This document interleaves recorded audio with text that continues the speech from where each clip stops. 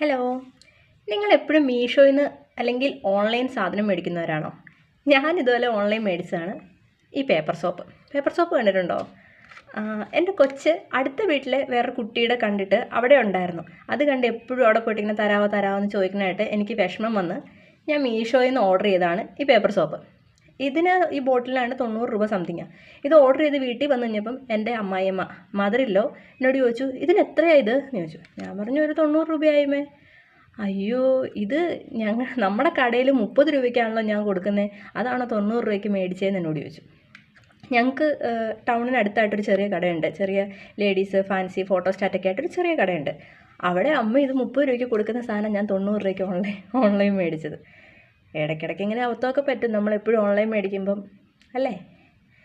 ഇത് നല്ലതാണോ, ഇതെന്താ കെമിക്കൽ, എന്താ സാധനം എന്നൊന്നും എനിക്കറിയില്ല. ഇതിങ്ങനെ കയ്യിലിട്ട് വെള്ളം പറ്റിക്കഴിഞ്ഞത്തേക്ക് ഇതിങ്ങനെ പതയാൻ തുടങ്ങും. കൊച്ചിൻ്റെ ഒരു ആഗ്രഹം കൊണ്ട് മാത്രം മേടിച്ചാൽ കൊടുക്കുന്നില്ല. 2-3 എണ്ണം കൊടുത്തിട്ട് ബാക്കി ഞാൻ എടുത്ത് മാറ്റി വെച്ചേക്കുക. അപ്പോൾ ശരി, ബായ്.